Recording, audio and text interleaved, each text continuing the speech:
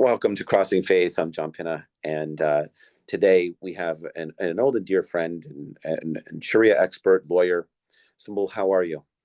I'm just fine. Thank you for having me. Yeah, no, I appreciate you coming on, and we're we're could to talk about something that's of interest to everybody, that's on everybody's mind, one way or another. I think, particularly here in America, with the Mhm. movement. But we asked you to come on to speak about transgenderism and the transgender community. Yeah. And this is something that I've been thinking about a lot lately because obviously our government has targeted transgender people. There are something like 600 bills, anti-transgender bills that have been introduced in the United States, many of which have passed. And so I wanted to just talk about what it is to be transgender and what it means, because I think a lot of us don't really understand what's going on. And first of all, I want to emphasize that it really is a medical issue. It's not an issue that I think politicians should be deciding on. I think it's an issue that the medical community um, should be consulted about. And that is because people who are transgender identify with a different gender than the biological sex that they were born with. So a cisgender person is someone who identifies with the same gender as the biological sex they were born with. But someone who's transgender um, feels like they're trapped in the wrong body. And this idea that, maybe you feel like a girl, but you're trapped in a boy's body, or you feel like a boy, but you're trapped in a girl's body. This is called gender dysphoria. And it's been, accepted. There's medical consensus on this. Gender dysphoria is where there's a not an alignment of your gender identity and your biological sex at birth. And it can be really debilitating. It can cause constant stress. I know young transgender people who grew up crying every night, not knowing why, who couldn't recognize themselves in photographs because they expected to see someone of a different gender than they were. People who didn't like what they saw in the mirror, couldn't recognize themselves in the mirror. And so it's not, and it can be extremely stressful. And in fact, there was a study that showed that 42% of transgender youth in the United States have considered committing suicide. 42%. I think we should all be concerned about 42% of kids, of young people, considering suicide. So it's already these people are not choosing to be different. They're not just dressing up like the opposite sex. They're not trying to, fool anybody. They truly, it's a psychological condition accepted by the American Psychological Association, by the American Psychiatric Association. It's a condition that the medical community um, has said that we should treat, and the treatment is healthcare. It's either gender reassignment surgery or it's hormones. It's treating the gender dysphoria and helping people be comfortable in their bodies. So it is a healthcare and medical issue. Now, the laws that have been enacted recently are a variety of laws. So, for example, in some states, it is illegal for a transgender woman to go into a women's bathroom. So, for example, a transgender woman who is flying from the East Coast to the West Coast might have a layover in Salt Lake City. She can't go to the bathroom because she looks like a woman and so can't use the men's bathroom. She can't go into the women's bathroom because there are laws against transgender women using the women's bathroom. And if she does, she could get arrested and put into a jail cell with men, where she would most likely get beat up, if not worse. So these are serious, dire, everyday issues. Also, some states have a private right of action, which means that anybody can call the police and say, "Oh, I saw someone who looks transgender who went into the bathroom," and they can be arrested and really suffer. In addition, there was an executive order that was targeting passports of people who had selected non-binary as their gender, and those were not getting processed. The lower court did say that this was discrimination and you need to stop, but the Trump administration is not complying with all the court orders that have come down recently. So why does this happen? Well, just as some people are biologically born female, some are born male, some are born intersex, which means they have both male and female aspects in their bodies. Some people are born transgender and they think that it's because it happens in the womb. They think that perhaps if there's a boy fetus, but there's too little testosterone that comes at the time in the womb, then that child might have a brain that feels like it's a girl, but has a body that feels like it's a boy, and vice versa. If there's too much testosterone and it's a girl fetus, then you might have a brain that feels like it's a boy and yet in a girl's body. So they think that that might be what is happening. They've also done brain scans of transgender women, and the brain scans of transgender women are much closer to those of cisgender women than they are to men. So isn't that interesting? Well, so I'm going to walk into this. I hope I don't come across as like being a hate crime, because I'm going to kind of be on the other side right now, because I want to kind of walk into this and unpack some of this stuff. So how do we know, there's a lot of challenges because everybody likes to deal in platitudes. And so you mentioned body dysmorphia. And so and it's a medical condition. And so, a good example is, my wife has, well, by the way, has body dysmorphia, not gender dysphoria. And so gender dysphoria. Yeah, gender dysphoria. Yeah, gender dysphoria. So when you see, but body dysmorphia is the same, where you see yourself in the mirror, but you don't see the right thing. You don't see what's reality, right? You see something else. And so I'm familiar with that. And when it comes to being transgender, what's the threshold where you get on the road to gender reassignment, or it's a treatment that, or there's something else that goes on psychologically where it's not something that is appropriate for going on to gender reassignment? What's the threshold as you see it? Like, what's the deliberation that happens, I guess? Because well, I think this is a matter for people and their doctors, honestly. Right. And looking in the mirror and not recognizing yourself, that's just one example. It doesn't happen to everybody. It happens to, it was just an example of how people think of themselves as one thing, but they see something else in the mirror. So I'm not saying it happens to everybody or it's a condition in itself. It's just an example of how transgender people perceive themselves. And so whether that's the mirror thing is an issue or not, transgender people feel like they are a different gender from the body they're in. And very often this happens at a young age. So there are kids who are 4 or 5 and 6 years old who think of themselves, maybe they're boys and they think of themselves as she. And and it has nothing to do with socialization. It has nothing to do with where they're given trucks or dolls. It doesn't have to do with that. It's just that some kids have always thought of themselves as different from the body that they're in. And so that is something, like, I don't think it's for politicians to say, here's the line where it's okay to get gender assignment surgery. I think that's for the doctors to say. I think that's for the medical community to say.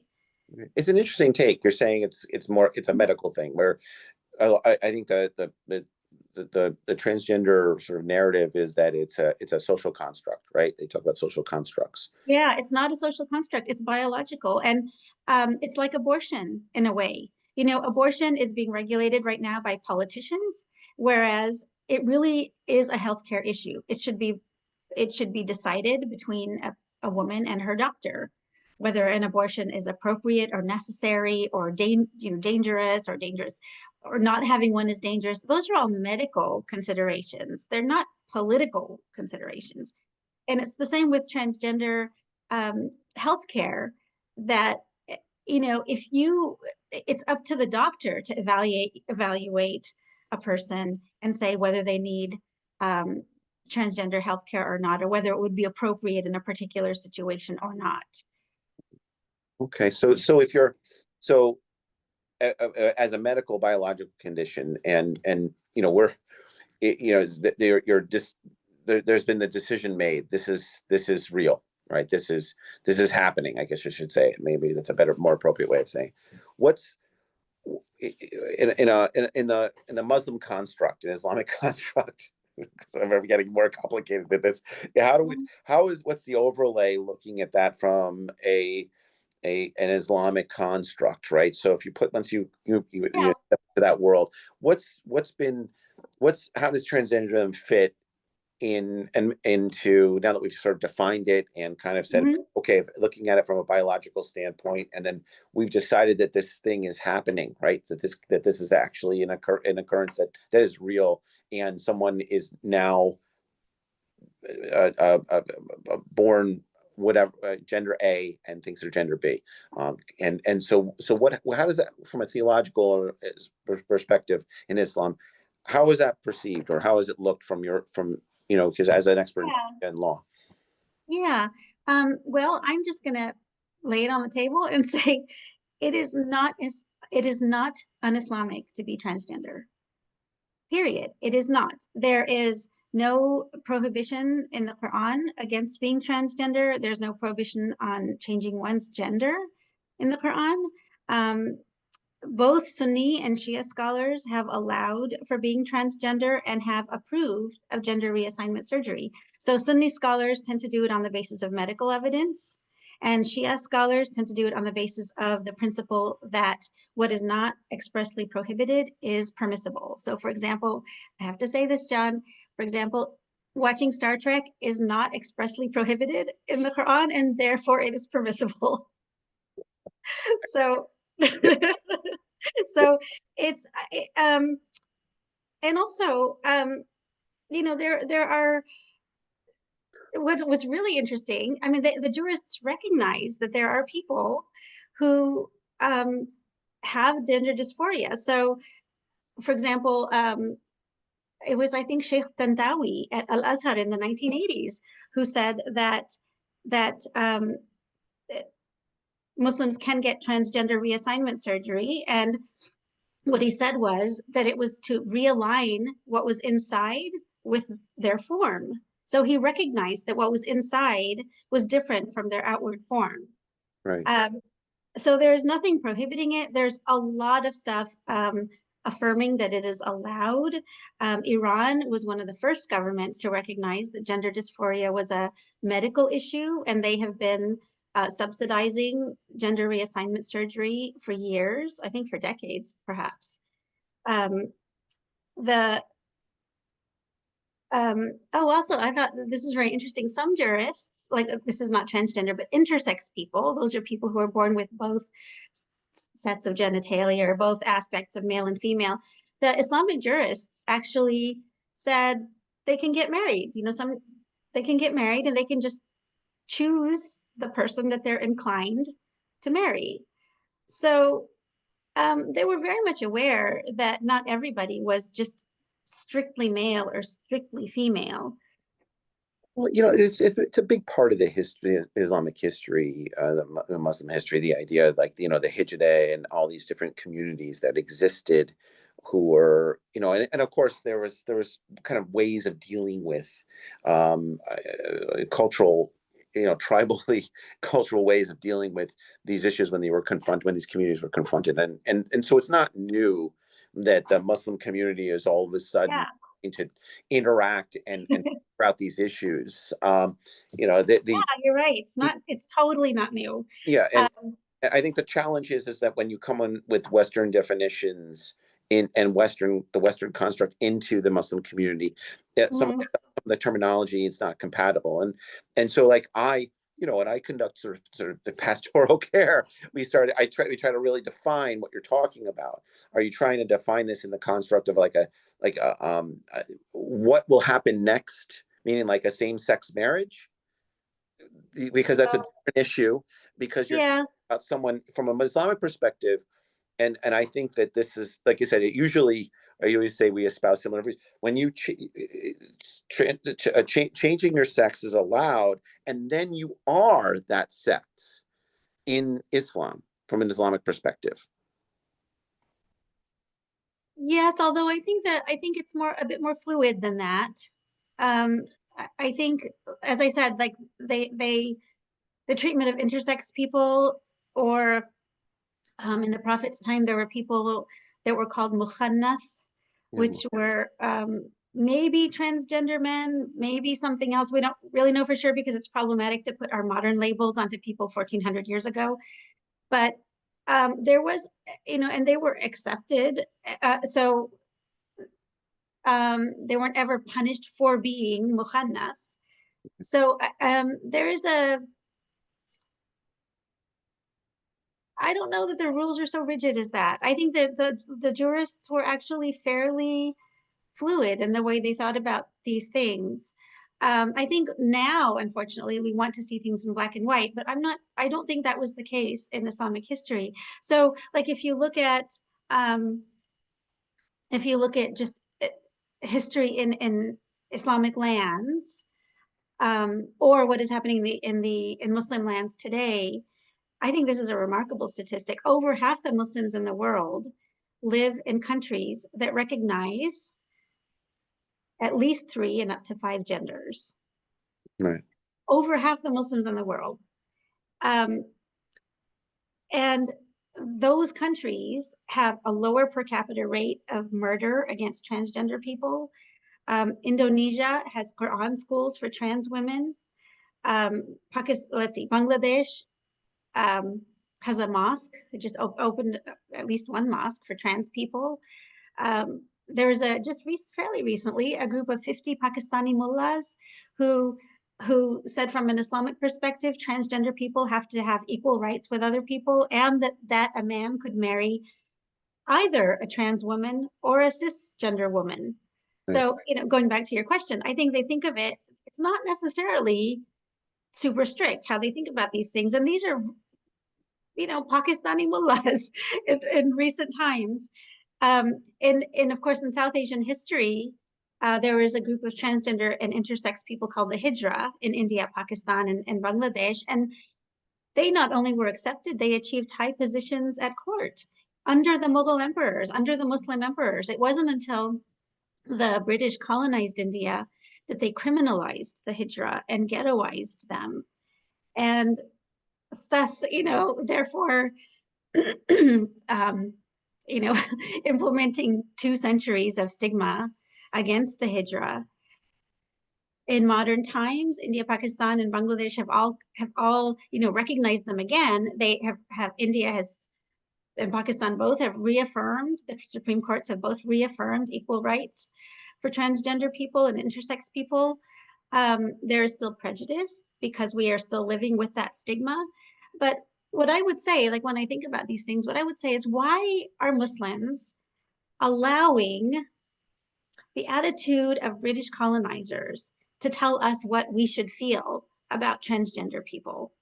Like, we were an open, accepting society for the time in Islamic history. Why are we letting British colonizers tell us what to think about it? And it's the same, by the way, with gay and lesbian issues. It was the British who introduced laws criminalizing homosexuality in India and Pakistan. They weren't there before. So Well, like these laws are this very similar. Blasphemy laws were from the British Raj.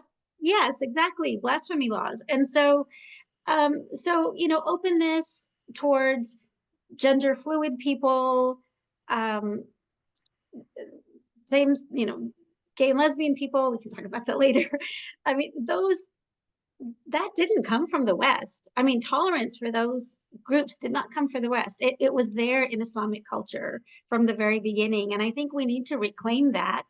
And I'm I'm afraid that in the United States, Muslims are buying into this kind of far right anti trans narrative and not looking at their own tradition, which was accepting of transgender people. And still is for over half the Muslims in the world. No, I mean, I think, yeah, I agree. I mean, I've walked through this issue, like you said, on with different families and what's going on, and I've kind of gone through it, obviously within my own family, and it's challenging because there's there's the hukum, those these sort of rulings that are out there. You know what I mean? Yeah, yeah. It's, sort of spiraling around, and so it's and I think there's a conflation of the issues, right? We're talking about transgenderism right now, and it's difficult to talk about transgenderism without talking about same sex, right? And it's not, but it is, because they're all conflated in the LGBTQ plus acronym. And so everything gets conflated, and really there's separate issues with each community and how they interact with society. And so and so I think, like, people get nervous when you talk about, like I said, like a hukum, like a ruling, and say, okay, well, what happens now if someone's transitioned? How do we what is that person? And there's an uncomfortability, I think, if you haven't been familiar with the community or what's been going on. And so trying to understand, okay, well, how does somebody who's fluid, how do you deal with that? And what should, and I think a lot of people are well-meaning in trying to figure out what's appropriate, and then from their perspective, like, yeah, me, I'm 50 years old, so I'm lucky enough to be heavily socialized with multiple communities globally, but a lot of people just are trying to be comfortable in the situation, right? So the challenge is you get a ruling, and when I was chatting with Maureen and we were setting this up, I said, oh, let's look at some of these liberal sheikhs and see what they say. And it goes right to desire, the nikah. It goes right to haram. All these things. It goes right into all that. And I said, well, this isn't really about transgenderism. This is more about same-sex marriage. And so that's kind of what they're talking about. The problem is that we have dignity in Islam, and that's one of the immovables. It's one of the maxims. So the challenge is like, how do you unpack this? And I guess if we looking at something like Sharia and Islamic law, Sharia is sort of the glue. You got Islamic law. Where if you were going to turn around and someone said, well, is this haram or not? Let's just start as, is this wrong? Is it a sin? How would you address that within a community to talk about transgenderism? Let's start there, maybe, as a good starting point, because it anchors us in Islamic practice and jurisprudence. Where do we go? Where do I go with this? Well, it is not a sin. I'm going to say that categorically. It is not a sin. And, life, yeah, it's comforting to see things in black and white, but life is in the gray areas. And it is not a sin for all the reasons that we talked about. That Islamic scholars have, I would say overwhelmingly accepted transgender identity, gender dysphoria, the right to gender reassignment surgery. It's only a very few, very conservative ones who are not. And I do believe that the ones who do not accept being transgender are actually violating Islamic law, because um, there are, well, I think they're violating the Maqasid, the Sharia. And for people who are listening who don't know, the Maqasid, the Sharia, is a set of principles that was articulated over 1,000 years ago. And these principles say that everyone, not just Muslims, everyone has the right to life, the right to religion, the right to family, the right to human dignity, the right to intellect, like education, and the right to a just and equitable society. So if you are persecuting transgender people for who they are, for their private conduct, their private way of living their life, that is violating, I think, the Maqasid Sharia, and it's also violating some very established maxims of Islamic law. So one of the maxims that Islamic scholars throughout the ages have applied is the concept of Tajassus, which is do not seek out transgressions. And the other one is satr, which is turn a blind eye towards private misconduct. So I'm not saying that being transgender is misconduct, but what I'm saying is that these clearly indicate, oh, and also the prophet said, I am not here to open up the hearts of men, right? It's up to God to judge. Right. So at the very least, we should not be persecuting or judging people who are transgender. But more than that, um, Islamic history, Islamic scholars, Islamic countries now um, are on the side of transgender people. They have accepted them. So um, it's unfortunate that people don't understand that. And I truly think that it's because people are always suspicious of things that are different from them or people who Right. are different from them. You know, people who are different from them, they just think, oh no, that's wrong. And Islam, you know, I'm so proud of being a Muslim because um, Islam, Islamic scholars went out of their way to be inclusive of people. Just these maxims, like don't go seeking out transgressions. I mean, even when it came to hudud crimes, which are the ones that are prescribed by the Quran that we always hear about, the extramarital sex and theft and all this, even for those, they went out of their way to not apply them. The prophet said ward off the hudud as much as possible, so that's what they did. They went out of their way, sometimes in very unlikely manners, and to try to not apply the punishments. And that's why, for example, in the 600 years of the Ottoman Empire and over, I mean, millions of millions of square miles, right? In the 600 years and over millions of square miles of the Ottoman Empire, only one person was ever executed for adultery. Right. 600 years. And so when Saudi Arabia started doing it in the early 20th century, there was shock throughout the Muslim world because nobody had done this for centuries. Right.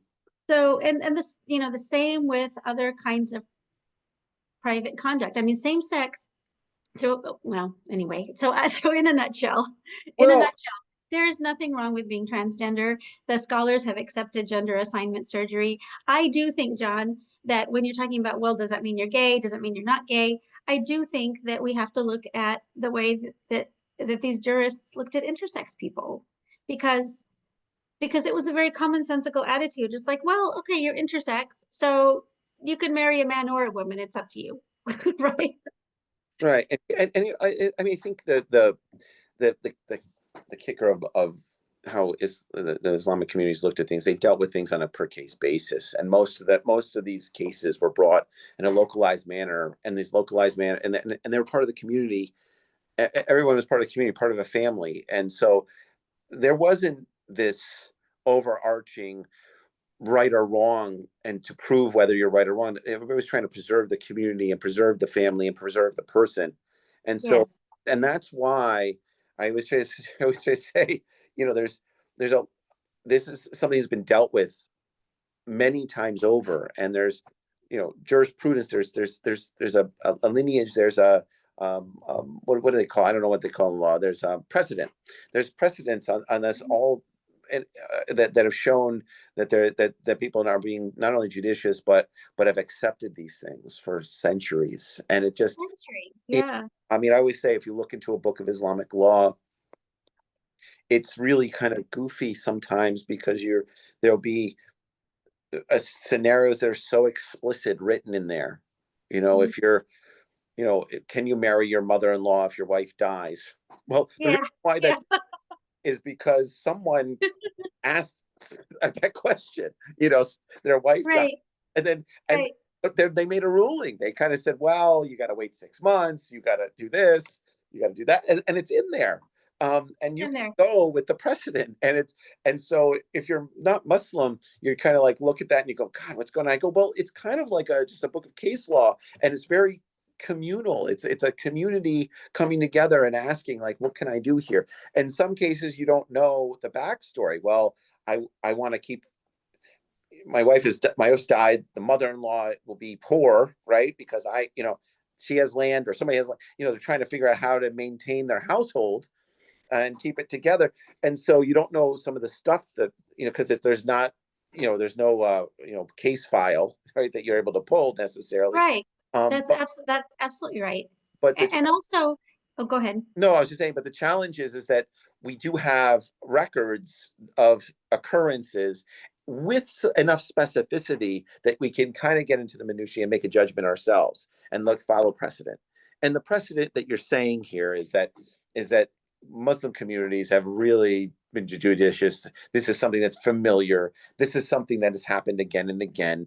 And the general consensus is acceptance, and this is okay. Yes. And there are, I mean, that's not everywhere. In Saudi Arabia, it is illegal to be transgender, and in the UAE, it is illegal to be transgender. So it's not, but that's the Gulf, and it's you know Challenge for we the this with the Gulf a little sometimes. but but Al Azhar is an exalted institution, right? It's the oldest university of Islamic learning in the world that's still running, and they have accepted it, and they have allowed for gender reassignment surgery, and so have all these other governments and mullahs and sheikhs around the world. So we don't just follow one attitude. We look at a lot of different opinions. And the majority of opinions are that this is okay. Yeah, and So there's always gonna. I mean, we have like you said, there's going to be interpretations of, and there's a spectrum of acceptance that goes into non-acceptance, right? And I think the challenge though is that we have the interpretive elements of non-acceptance aren't solid. And I think that's what when it comes to any kind of Quranic justification, or if you look in the Sunni and Hadith, it's interpreted to the point where it's not. It'd be very, very difficult to say this is something that is un-Islamic. that's right. I think there is no basis for saying that being transgender is un-Islamic. And as I said, I think it violates some general principles of Islam as well to say that transgender people are not Islamic. One of the arguments that I saw was, oh, the Quran says God made you into male and female, and so therefore we can't accept anybody else except male and female. Well, that is silly because there are intersex people who are born that way. So are you saying they're haram because the Quran doesn't mention them? I mean, it's a very silly argument. So I think also people may not realize that Islamic law, I mean, the Sharia system of law was never meant to stay static. I mean, one of the internal methodologies, some of the internal methodologies of Islamic law are that they take custom into account, they take geography into account, they take new medical information into account. And so it can be adaptable and flexible. Noah Feldman is a professor at Harvard Law School, and he says, for over 1,000 years, um, the Sharia system of law had the most humane and liberal principles anywhere in the world, to be found anywhere in the world. And it is very true because the idea, as you said, was it wasn't just to punish people whenever they could find an opportunity to punish people. It was a much bigger picture than that, and it was flexible and adaptable and pluralistic. Um, so I think that is still happening in much of the world. Obviously, in India, Pakistan, Bangladesh, Indonesia, there's still prejudice, because there's always going to be prejudice against people who are different, unfortunately. It's the nature of human behavior that people in the majority tend to look down on people in the minority. But still, the laws are accepting, and the religious laws are accepting of transgender people. So if we were gonna sit there and we were gonna pen something, like I have a book that talks about the treaties with the prophet, peace be upon him, with the Christian communities, and we were gonna write a treaty, and amongst the Muslim community and the multi-faith community, we were gonna go through. All right, in the Quran, the Quranic justifications for transgenderism, what would they be? How would you what would be your what would we pen? Well, we would say that a number of Sunni scholars have looked at this, and they have said that this is a matter of medical need and medical necessity. So therefore, and there is no prohibition about it in the Quran. So therefore, it's allowed. The Shia scholars would say maybe the same thing, but they would emphasize that there is no prohibition against being transgender in the Quran or the Hadith, really. So, and so therefore it's permitted, just like just like watching Star Trek is permitted if it's not prohibited. So it's I'll have to look in the Quran. I feel like it may not be, but that's okay. There might be an interpretive element, but oh, you think Star Trek is prohibited in the Quran? I don't know, mate. We'll have to see. We'll have to see. I don't, you know, I know Jude definitely is in the Quran, so I think we're. So and so that's what that's what I would say is there's nothing that prohibits it. The Sunni scholars and the Shia scholars have approved it. So what is the problem? And I really truly think that if people are saying no, it's not okay, then really it's the basis is prejudice, and that Well, we're letting our lens get in the way. We're letting our fear of the other, fear of difference, get in the way. well, we have this cultural overlays, like that, that's part of the challenge, that is when you're dealing Yeah. overlays. You were mentioning the British culture, or the British rule, and how that's sort of infiltrated the Muslim communities. I mean, I just wrote a paper about democracy in Islam, and I'm speaking next week at a conference about it, and it's very difficult because a lot of the governments that exist right now really are sort of neo-colonial governments, so they're just still trying to fit uh, Yes. and operate these governments that that were sort of bequeathed to them by colonial powers, and in doing so, it's very, very difficult because the culture, the community, the faith doesn't interact well with them, and so um, it's a little bit it's a little bit um, um, it's hard it's hard for these cultures to sort of manage their own people and manage their communities because they're dealing with something that they're not familiar with, even if it's multi-generational. And so I argue that democracy and Islam are hyper compatible because at the Shura and Jirga level, we've been practicing this for the longest time. That Oh, Islam, completely. And in fact, most Muslims would say that the Prophet city of Medina was the first constitutional democracy in the maybe the world, or yeah, because he had a consultative council. He consulted all the different groups in the city. It was not an autocracy. It could have been. He could have made himself into a king, but he didn't. yeah, So, uh, so there are so many elements of democracy in our tradition. sure, Um, but I think, unfortunately, in 90% of Muslim lands were colonized, and that completely dismantled the Sharia legal system. It completely dismantled the development of Islamic law. It made for a complete dearth of Islamic scholars because a lot of people would go into studying Islamic scholarship, but there was no money in it. You couldn't get a job under colonization, so they started studying Western law. So there weren't enough people to develop the law. They started the colonizers started dismantling educational institutions, and so where people used to learn Islamic law, they also learned other things like science and mathematics and history, and there wasn't the money to do that anymore. And so Sharia, Islamic law, was not able to develop organically um, the way that, say,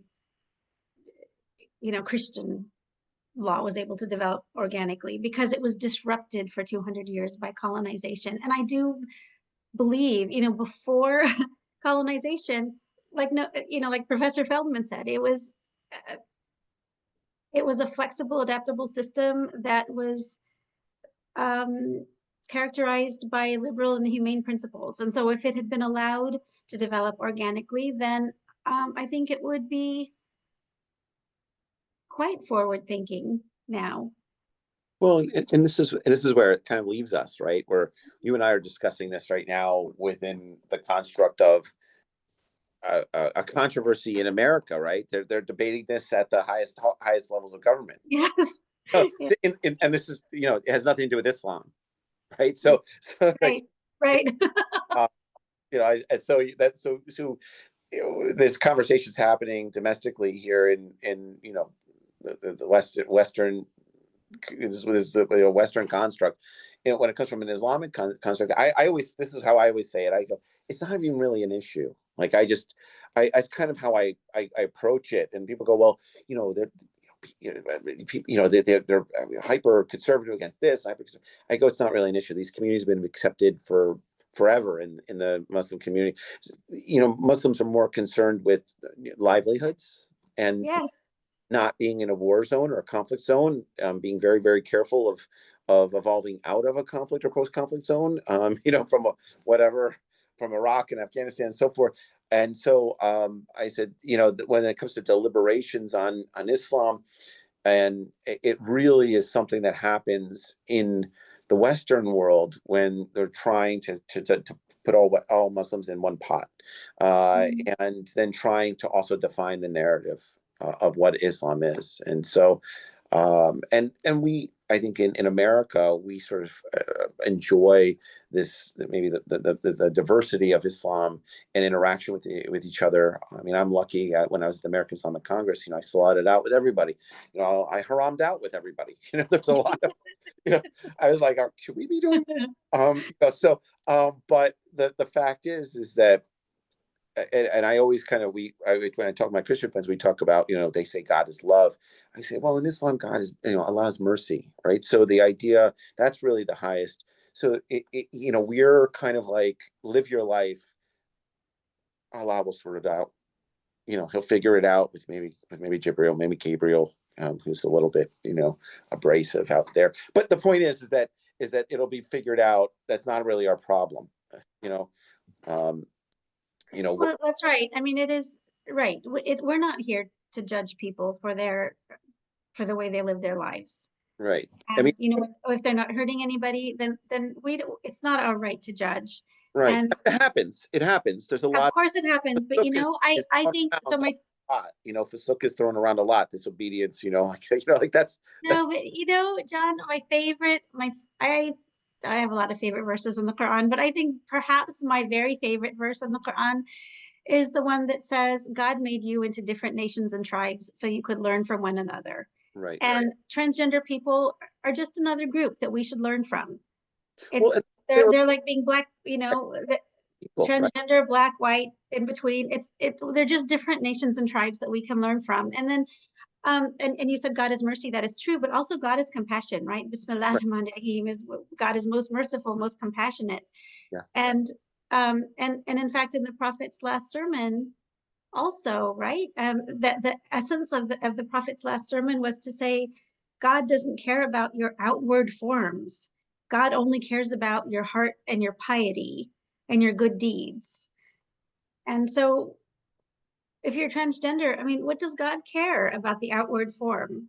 Yeah. Well, that's helpful for me because at one time I had a face for TV, but now I have a face for radio. So you know, it's a comforting. It's comforting as you get older. As you get to a point. So, but I think like I said, I think we're that's kind of where we're at.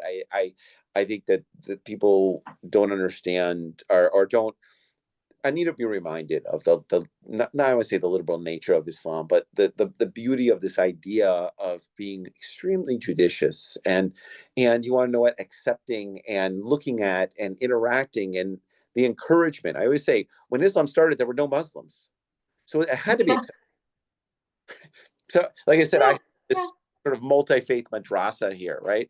And and one of the books I have is I think is the the covenants of the prophet with the Christian communities, right?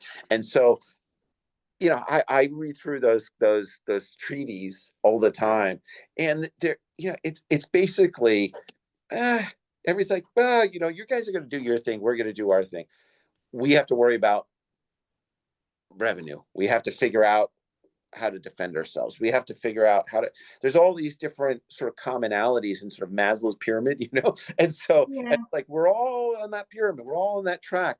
And so these really kind of small things, like, Muslims aren't thinking about it. It's really a non-issue. It only as it becomes an issue when you start bringing a neoliberal, neo-colonial, neoconservative perspective in, and saying, here are the lines, where do you stand?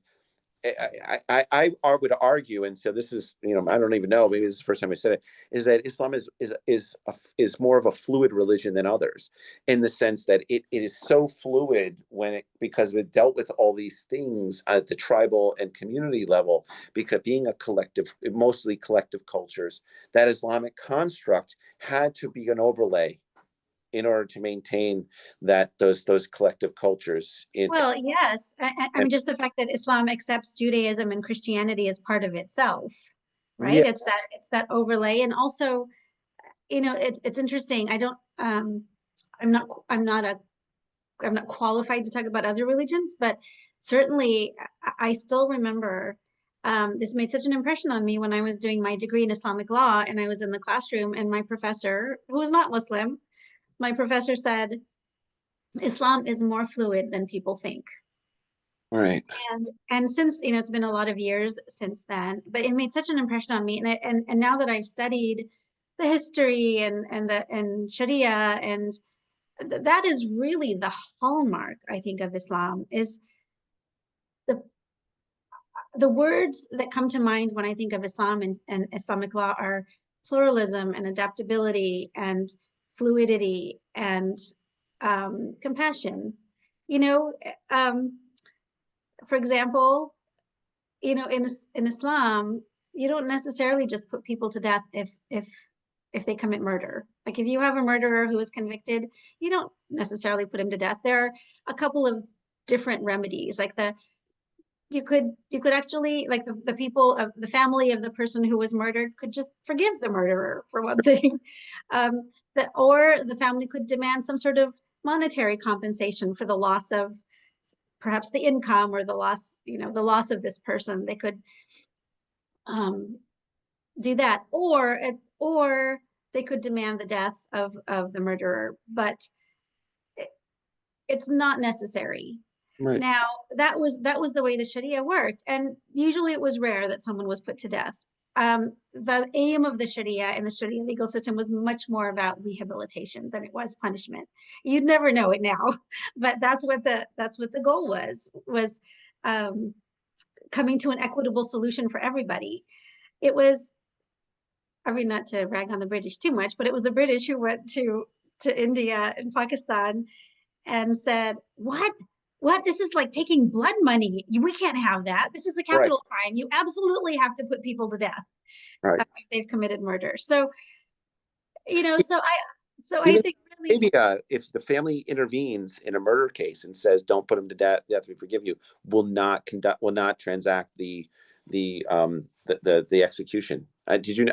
I found that out when I was there. I was like, "What do you mean?" And they said, "Yeah." They said it's completely in line with Sharia law, completely in line with this. And then we went through this whole thing. And I go, yes, I didn't know that. They said, "Well, yes," and of course, it's something that the Prophet spoke about. So even Saudi Arabia adheres to wow, that element. yeah, So yeah, that if and the and family that was is something that cannot be done here in the United States. If somebody is on death row and they're going to be executed, even if the family of the this has happened before, that the family of the murdered person has said, no, we don't want to put him to death, right, and it doesn't matter.